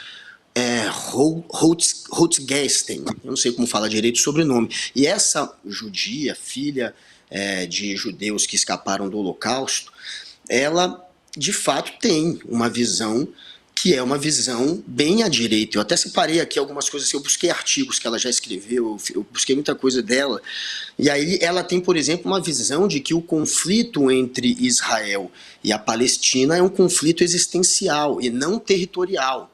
Então, para ela, os palestinos querem exterminar os judeus. Ela tem esse tipo de visão. Ela não acha que é um conflito por território. Ela acha que é um conflito existencial. Então, daí você já vê como é que ela tem uma visão que acaba estigmatizando todos os palestinos, como se todos quisessem acabar com Israel. Ela também diz que o alegado, isso eu vou até colocar entre aspas, eu tirei de um artigo dela, o alegado direito dos refugiados palestinos de regressarem a Israel, o resultado, os judeus se tornarão uma minoria no seu próprio Estado. Então ela tem medo também do retorno dos palestinos, ela tem essa visão de que os judeus têm que ser maioria ali. Se você for pegando a visão dela, fica muito claro que ela é alguém que é alinhada assim a esse governo e tanto que atua junto com esse governo do Benjamin Netanyahu. Então é claro que lá em Israel muita gente há muitos anos já contesta esse grupo. Você tem muita gente ali que sempre taxou esse grupo como um grupo polêmico e tem muito dinheiro hoje. Então eles conseguem levar essa visão que eles têm para vários cantos do mundo. Eles inclusive financiam bolsas universitárias. Eles financiam universitários nos Estados Unidos que carregam, de certa maneira, a visão deles para dentro das universidades. Então, é um grupo, de fato, muito polêmico, que tem muito dinheiro hoje. Inclusive ela, a Royce, ela tinha um salário em 2013, porque não deu para saber o salário de hoje. Mas 10 anos atrás ela ganhava cerca de $20 mil por mês, agora deve ser muito mais. Então, enfim, sempre desconfiem do que sair de um grupo que claramente está alinhado a uma política autoritária e que tem como CEO essa pessoa. Olha, Gugu, uma coisa eu tenho que concordar com ela. Hoje em dia isso é uma questão existencial, sim, porque a sobrevivência dos palestinos está ameaçada com esse genocídio que a gente está vendo lá. É uma questão existencial ao contrário, né, no sentido inverso do que ela está falando. Mas tem essa visão também de querer exterminar todos os palestinos, mas não deixa de ser uma briga por território. Eles querem continuar expandindo, tem um lado muito colonialista esse governo, esse Bom, só deixar claro que os judeus não querem exterminar. Os judeus não querem exterminar os palestinos. Do governo Benjamin mas o governo Netanyahu, sim. Que também não todo ele. Sim, não é à toa. Não, mas não o que eu tô dizendo, que a casa dele foi cercada mais de uma vez, com manifestações enormes exigindo a renúncia dele. Com certeza. Né? Tem muito judeu que é contra esse grupo, é isso que eu estou dizendo, tanto contra o Benjamin Netanyahu, contra o grupo Stand With Us, são sionistas de extrema direita, e dentro do Benjamin Netanyahu, do governo dele, não são todos, obviamente, mas os mais ultra-ortodoxos têm sim uma visão de querer exterminar, como tem do outro lado também, dos dois lados tem esse tipo de visão, que seria já existencial, de um lado querer exterminar o outro, mas no geral é briga por território. É isso, minha gente. Guga, Elô, obrigada por hoje. A gente se vê amanhã. Um beijo. Um beijo. Amanhã estamos de volta. Até mais. Tchau, tchau, gente. Bom, a gente ainda tem uma chamada aqui para fazer antes de terminar o programa, porque a próxima aula do Instituto Conhecimento Liberta já tem data e hora para acontecer. Então, vou te chamar aqui no dia 17 de dezembro, um domingo, tá, gente? 8 horas da noite, o artista e filósofo das ruas, o Eduardo Marinho, vai apresentar para a nossa comunidade. Ele vai se apresentar, né, na verdade, um encontro com vocês. Para quem não conhece a história do Eduardo Marinho, ele era filho de militar, estudante de direito, chegou a ser bancário concursado, mas ele largou tudo para morar, né, para viver nas ruas, entre as pessoas mais simples, vamos dizer assim, e assim descobrir um sentido mais profundo para a vida dele, é assim que ele descreve. É fantástico, cara. É fantástico. Domingo, 17 de dezembro, 8 horas da noite. Esse é o fantástico de verdade, fantástico. Ó, para garantir a vaga, gente, não esquece, precisa se inscrever. Então é icl.com.br/N2, senão você não consegue assistir a aula, hein, gente? Então fica a dica aí, tem que se inscrever até um pouquinho antes do dia 17, né? Se eu fosse você, eu já garanti agora a sua vaga para não ficar de fora dessa aula. Eu também quero acompanhar. Agora, Sinapse CL, né, gente? Vamos embora. Terçou aqui. Roberta Garcia e César Calejon vão entrevistar o Marcel Souto Maior, o jornalista e escritor. A partir de agora você acompanha e a gente vai terçar por aqui. Já estamos quase no meio da semana, querido. Um beijo, até amanhã. Ciranda por aqui hoje, mas a gente está junto. Tamo junto. Tchau! Tchau.